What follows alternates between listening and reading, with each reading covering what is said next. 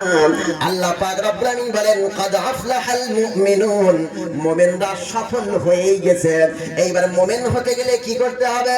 আল্লাহ রাব্বুল আলামিন প্রথম নম্বরে শর্ত বলছেন কাদ আফলাহাল মুমিনুন আল্লাযীনা হুম ফি সালাতিহিম খাশিউন।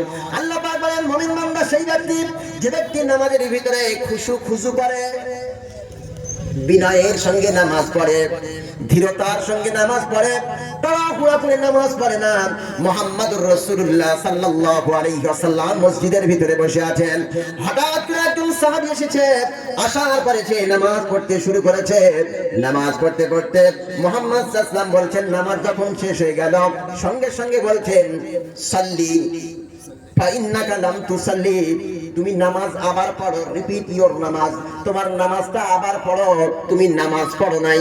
আবার সাহাবী নামাজ পড়লেন, মুহাম্মদ সাল্লাল্লাহু আলাইহি ওয়াসাল্লাম দেখলেন নামাজটা, আবার সাহাবীকে আবার আল্লাহর নবী বললেন সাল্লি ফাইন্নাকা লাম তুসাল্লি, তুমি নামাজ পড়ো, তুমি নামাজ পড়ো নাই, ভালো করে আবার নামাজ পড়ো।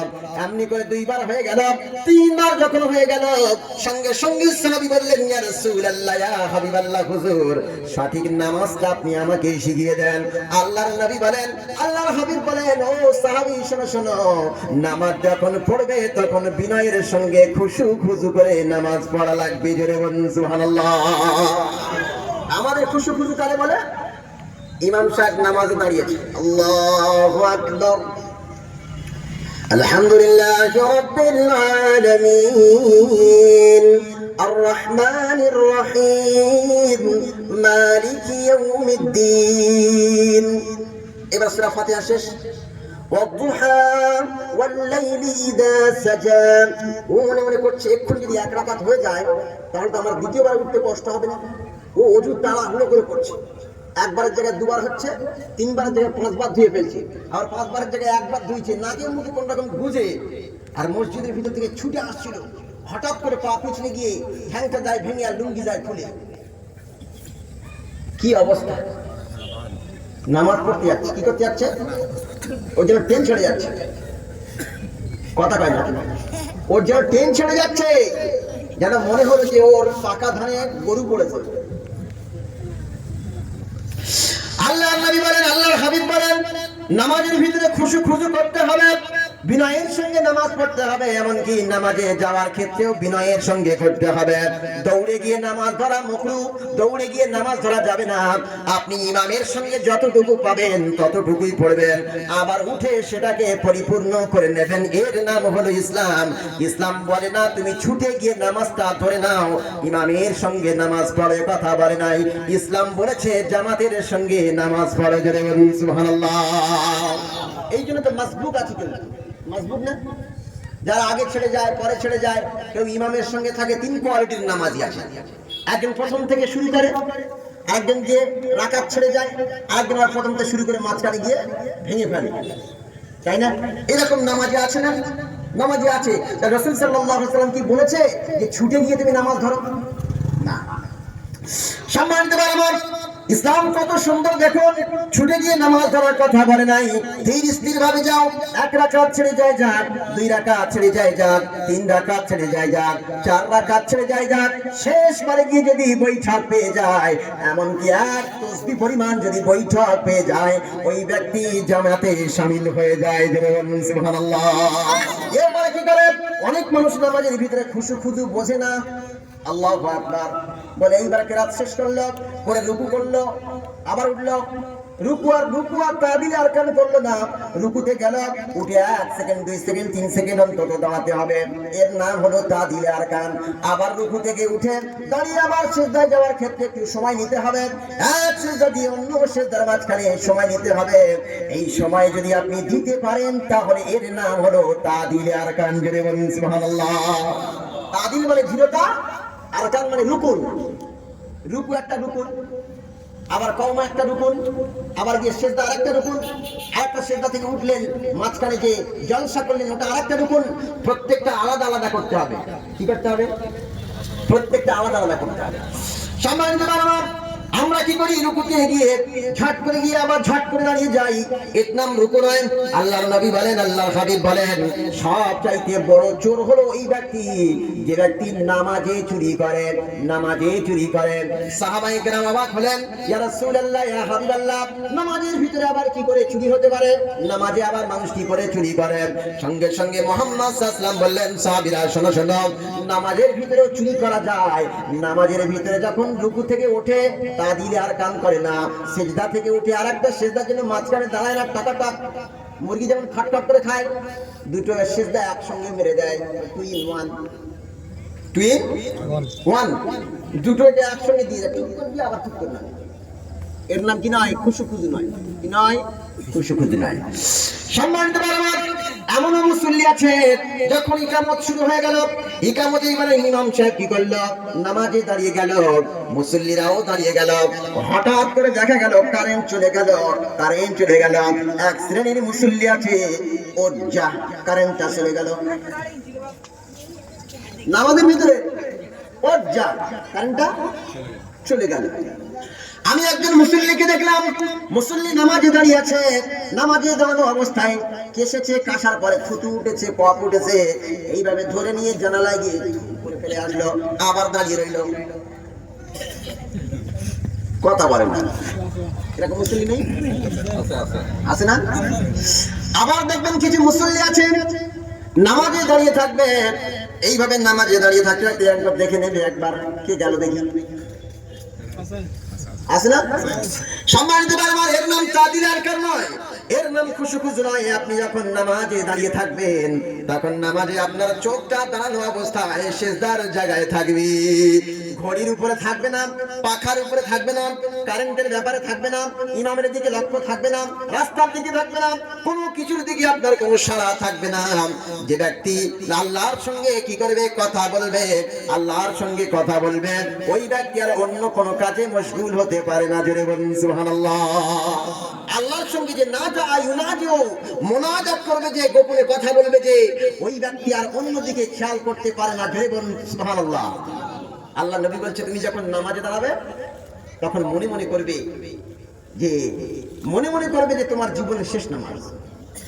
কি নামাজ? শেষ নামাজ। তুমি আল্লাহকে দেখতে পাচ্ছ, এটা যদি না পারো, ফাইল্লাম তাকুন তারাহু ফাইন্নাহু ইয়ারাক, তুমি আল্লাহকে দেখতে পাচ্ছ, যদি আল্লাহকে দেখতে না পাও তাহলে তুমি এটা মনে করবে যে আল্লাহ তোমাকে দেখতে পাচ্ছে। সুবহানাল্লাহ বলতে পারেন না? আরেকবার জোরে সুবহানাল্লাহ হয় না? তাহলে কেউ যদি মনে করে যে আমার জীবনের শেষ নামাজ, মনে করুন বাংলাদেশের প্রখ্যাত আলিমে দ্বীন হযরত মাওলানা দিলওয়ার হোসেন সাঈদী রাহিমাহুল্লাহ, ওনার জেলখানায় তিনি 13 বছর ছিলেন না? তা মনে করুন ওনার ফাঁসির অর্ডার হয়ে গিয়েছে, ফাঁসি হবে ঠিক 12টা বেজে 3 মিনিট 32 সেকেন্ড 34 মিনিটে, কি হবে? ফাঁসি হবে। এইবার সাঈদী রহমাতুল্লাহ আলাইহি মনে করুন, তিনি মনে মনে করলেন, আর তো আমার জীবনের সময় নাই, এই এশার নামাজটা আমার পড়তে হবে, আমার জীবনের শেষ নামাজ এশার নামাজ। তাহলে বলুন তো, কোন বান্দা যদি তার জীবনের শেষ সময়টা বুঝতে পারে যে আমার আজকে রাত 12টার সময় জীবনটা বার হয়ে যাবে, ফাঁসির দড়িতে আমি ঝুলে থাকবো, তাহলে সে নামাজটা কেমন করে করবে বলুন? প্রথমবারে গিয়ে যেমন করে ওযু করলে হয় তার চাইতেও ভালো করে করার চেষ্টা করবে, সুন্দর করে হাত ধুইবে, সুন্দর করে পা দুটো ধুইবে, সুন্দর করে মুখমণ্ডল ধুইবে, ওযু এমন ভাবে করবে আমার মনে হবে যে সে যেন তার জীবনের সেরা ওযুটা করবে। দ্বিতীয়বার যখন এবারে নামাজের পাটিতে এসে দাঁড়াবে, এমন ভাবে মনের ভিতর থেকে এমন ভাবে আল্লাহর প্রতি রুজু হয়ে যাবে, একাগ্রতার সঙ্গে দাঁড়িয়ে যাবে, তার ওর ভিতরে কোনো 2 নম্বরই থাকবে না, এদিক ওদিক তাকানোর কোনো চিন্তা ভাবনা থাকবে না, দাঁড়িয়ে যাবে, আল্লাহু আকবার, আল্লাহু আকবার যখন বলবে, এত আন্তরিকতার সঙ্গে বলবে, সারা জীবনে যতবার আল্লাহু আকবার বলেছে তার চাইতে সেরা আল্লাহু আকবার হবে। জোরে বলুন সুবহানাল্লাহ। তাহলে কি মনে করতে হবে? আমার জীবনের শেষ নামাজ, কি নামাজ? আমার জীবনের শেষ নামাজ। যদি কেউ এটা মনে মনে করে যে আমি এশার নামাজে দাঁড়িয়ে গেলাম, আমার কালকের হয়তো আর এশার নামাজ পাবো না, ফজর নামাজ নাও পেতে পারি, ফজর নামাজ নাও পেতে পারি, আমরা তো হায়রে মানুষ রঙিন ফানুষ, দম ফুরালে ঠুস, হায়রে মানুষ রঙিন ফানুষ, দম ফুরালে ঠুস। তার মানে হলো আমি যখন এশার নামাজটা পড়লাম, আমার 1 সেকেন্ডের কোনো গ্যারান্টি নাই, 1 ঘন্টার কোনো গ্যারান্টি নাই, 1 ওয়াক্তের কোনো গ্যারান্টি নাই। তার মানে আমি যখন নামাজে দাঁড়িয়ে যাব মনে মনে করতে হবে এটা আমার জীবনের শেষ নামাজ, আর আমি আল্লাহকে দেখতে পাচ্ছি, তা না হলে আল্লাহ রাব্বুল আলামিন আমাকেই দেখতে পাচ্ছেন। জোরে বলুন সুবহানাল্লাহ। হ্যাঁ, এই যদি হয় তাহলে পাশের থেকে যদি একটা ট্রেন যায় ওর টের পাবে যে আমার জীবনের শেষ নামাজ চলছে। কারেন্ট চলে গেলে টের থাকবে ওর? মশা কামড়ালে টের থাকবে? ফোনে রিংটোন বাজলে টের থাকবে? ছেলে থাকলে মেয়ে থাকলে কেউ ডাকাডাকি করলে আর টের থাকবে? টের থাকবে না, টের পাবে না সে। সম্মানিত আমার খুশু খুশু কারে বলে দেখুন, আর বিনয়ী কারে বলে দেখুন। নামাজের ভিতরে হযরত আলী রাদিয়াল্লাহু তাআলা আনহু, যিনি রাসূলুল্লাহ সাল্লাল্লাহু আলাইহি ওয়াসাল্লামের জামাতা ছিলেন, তিনি যুদ্ধে যাওয়ার পরে পায়ের ভিতরে তীর ঢুকে গেছে, এমন ভাবে তীর ঢুকে গেছে কোনোভাবে বাহির করা সম্ভব হচ্ছে না। মুহাম্মাদুর রাসূলুল্লাহ সাল্লাল্লাহু আলাইহি ওয়াসাল্লাম বললেন, আমার সাহাবারা শোনো, আমার আলী যখন নামাজে দাঁড়িয়ে যাবে, নামাজে দাঁড়িয়ে যাওয়ার পরে তার পায়ের ভিতর থেকে তীরটা টেনে বাহির করে নেবে। হযরত আলী কি করলেন? রাসূলুল্লাহ নামাজে দাঁড়িয়ে গেলেন, ইমামতি করলেন, ইমামতির সাথে সাথে হযরত আলী কি করলেন? নামাজে দাঁড়িয়ে গেলেন। নামাজে দাঁড়িয়ে যাওয়ার সাথে সাথে আরেক সাহাবী তিনি নামাজের নিয়ত করেন নাই। যখনই নামাজে রাসূলুল্লাহ নিয়ত করেছেন, আর দ্বিতীয়বার পিছন দিকে হযরত আলী রাদিয়াল্লাহু তাআলা আনহু এই পায়ের ভিতরে তীর থাকা অবস্থায় তিনি কি করেছেন? নামাজে দাঁড়িয়ে গিয়েছেন। নামাজ শুরু হয়ে গিয়েছে, সূরা ফাতিহা চলছে, নামাজ চলছে। হঠাৎ ওই সাহাবী হযরত আলী রাদিয়াল্লাহু তাআলা আনহুর পায়ের ভিতর থেকে তীরটা সজোরে টেনে বার করে নিয়েছে। হযরত আলী রাদিয়াল্লাহু তাআলা আনহু বিন্দু মাত্র টের পায় নাই। জোরে বলুন সুবহানাল্লাহ। আর আমাদের এটা মশা বসে ইচ্ছা মশা কামড়াচ্ছে। কি গো, কেউ যদি আল্লাহর সঙ্গে কথা বলে তাহলে তার কি আর টের থাকবে? আমি আমার নিজের জীবনে ঘটে যাবে, আমি নাম বলছি না, অনলাইন চলছে তো, নাম বলছি না। আমি কোন এক নামাজে আসর অথবা জোহরে 3 রাকাতে বসে পড়েছি। 3 রাকাতে বসে পড়েছে, পিছন দিক থেকে কি বলবে? লোকমা দেবে না, কি বলবে? আল্লাহু আকবার বলবে না? না, কি বলবে? হ্যাঁ, এই ছোট্ট ছোট্ট মেসেজগুলো মনে রাখুন। পিছন থেকে সুবহানাল্লাহ বলবেন, কি আশ্চর্য! সুবহানাল্লাহ মানে কি আশ্চর্য, মানে ভুল করছেন আপনি, থামেন, স্টপ করেন। কিন্তু আমরা করি আল্লাহু আকবার, আল্লাহু আকবার। কেউ তাসবিহ পড়লে নামাজে সমস্যা হবে না, কিন্তু প্রকৃত নিয়ম হলো সুবহানাল্লাহ বলা। কি বলা? পুরুষ হয়ে সুবহানাল্লাহ বলবে, আর মেয়েরা হলে আওয়াজ করবে, তাই না? তাহলে আমার মসজিদের কথা বলছি, আমি যখন 3 রাকাতে বসে পড়ি, বসে পড়ার পর আমি ভাবছি যে 3 রাকাত, তো দেখলাম 3 রাকাত। তা পিছন থেকে আমি যখন দেরি করছি, সবাই আল্লাহু আকবার সুবহানাল্লাহ বলে দাঁড়িয়ে গেছে। তা আমি যখন দেরি করছি, পিছন থেকে এক মুসল্লি বলছে, হুজুর উঠে পড়ো। কি বলছে? কথা বলে না, উঠে পড়ো, হুজুর উঠে পড়ো। এইবার আমি কি করলাম? আমি তো উঠে দাঁড়িয়ে গেলাম। দাঁড়িয়ে যাওয়ার পরে আমি আর 1 রাকাত পড়ে নিলাম। নেওয়ার পরে আমি সহ সিজদা দিয়ে দিলাম, দিয়ে সালাম ফিরিয়ে নামাজ শেষ করলাম। নামাজ শেষ করার পরে এইবারে সেই মুরব্বিকে ডেকে বললাম, মুরব্বি আপনার নামাজটা দূরে পড়ে নিন, দ্বিতীয়বার পড়ুন। তখন মুরব্বি আমাকে মেজাজ দিয়ে বলছে, না আপনি ভুল করবেন, আর আমি কেন নামাজ পড়বো? তখন আমি বললাম, মুরব্বি শোনেন, আপনি নামাজের ভিতরে বাংলা ভাষা বলেছেন, এই জন্য আপনার নামাজটা বাতিল হয়ে গেছে। আপনি যদি আল্লাহু আকবার বলতেন, আপনি যদি সুবহানাল্লাহ বলতেন, আপনি যদি লা ইলাহা ইল্লাল্লাহ বলতেন, অন্য তাসবিহ পাঠ করতেন, তাহলে নামাজটা বাতিল হতো না।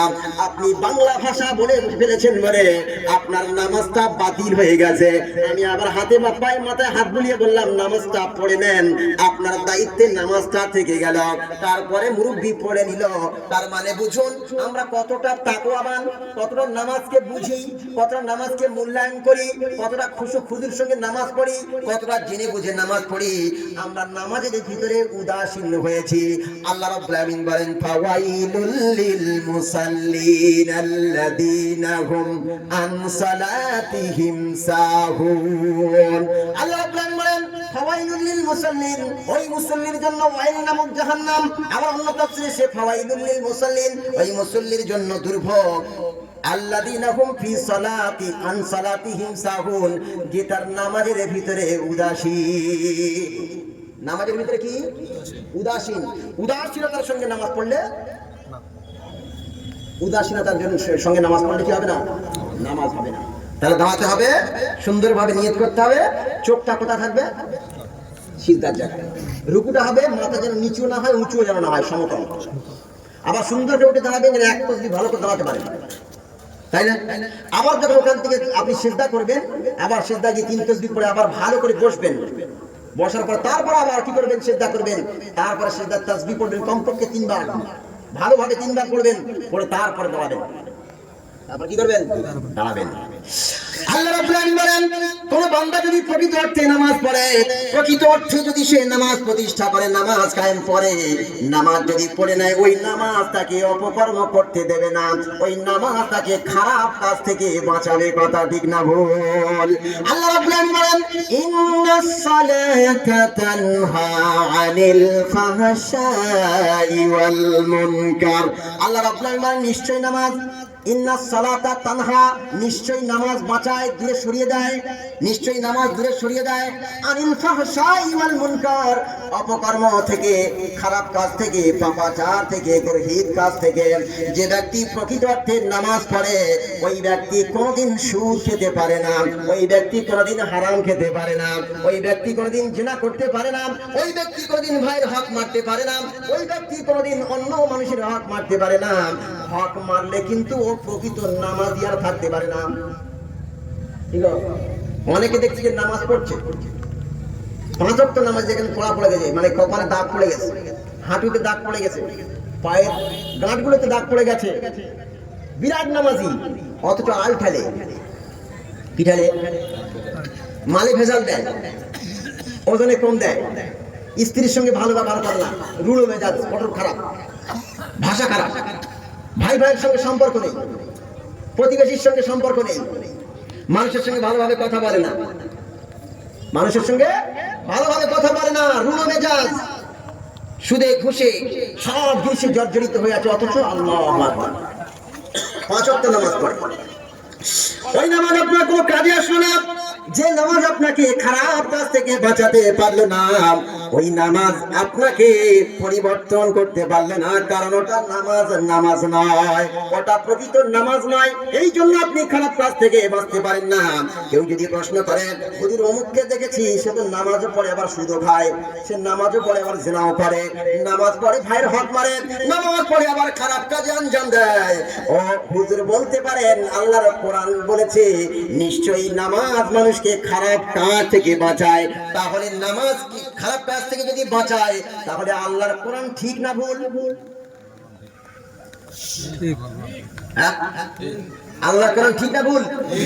কোরআন বলছে নামাজ মানুষকে খারাপ কাজ থেকে বাঁচায়, অথচ আমরা দেখতে পাচ্ছি নামাজ পড়তে দিলাম ভুল করছি।